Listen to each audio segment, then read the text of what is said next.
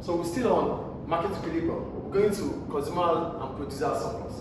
We're talking about consumer and producer surplus. Consumer surplus simply means the difference between the amount consumers are willing to pay for a certain product and the amount they actually paid. So that means it's going to be based on the market price. So the difference between the market price and the price consumers are willing to pay. So the difference between it is the market is consumer surplus.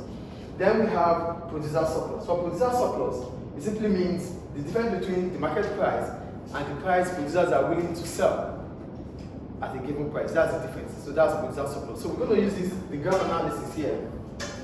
We're going to use the graph analysis here to explain producer and consumer surplus. So here we have consumer surplus and producer surplus. Based on the graph here, so I wrote figure 4. This is figure 4 anyway. OJ, the point OJ is the market price. OJ is what? The market price. So OJ is the market price, which is between OJ. This is the market price.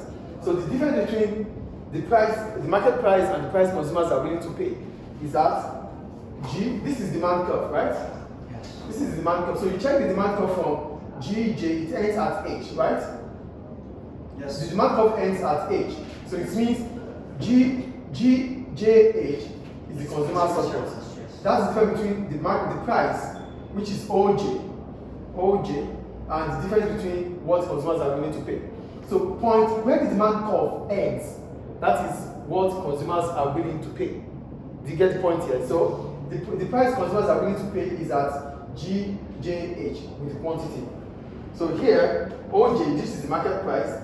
JHG or GHAJ is the area of consumer surplus. So this is consumer surplus.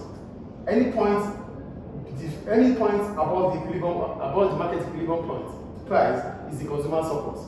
This is what they actually paid, but consumers are willing to pay until here. So the difference between here and here is what we call equilibrium. It's called consumer surplus. Do you get it, please? Okay. Then OA, this is the total produce. So the quantity supplied in the market is at OA. The equilibrium price is OJ. Do you get it? So then we have producer surplus, which I already explained. This is the difference between the market price and the actual price producers are prepared to receive for a given product. So for producers, the actual market price is this. But producers are willing to pay where the supply curve ends at F. The supply curve ends here. So producers are still going to be able to accept any price at F, not below F. So from F to J is the price producers are willing to take. But this is what they actually sold. They sold at J because this is where the market is clear. This is the equilibrium price.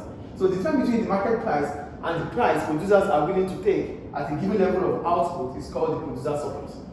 The difference between the market price and the price consumers pay for a given level of output or some products is called the consumer surplus. So you have to check where the demand curve ends in both sides. The demand curve ends at H, and for supply, it ends at F.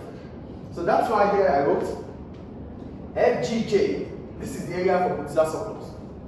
FGJ, this is producer surplus. This is what they sold. So the difference between here and here is producer surplus. The difference between here and here is consumer surplus. I think it's clear. Yes. So it can be graphically illustrated as this. So we have consumer surplus to be HJG, which is for demand, and we have producer surplus for FJG, which is for producer surplus. The only thing they have in common is at J, because that is the market price. Do you get it? Yes. So point J is the market price. HGJ represents consumer surplus. JFG represents producer surplus. That ends producer and consumer surplus. Is it clear? Good.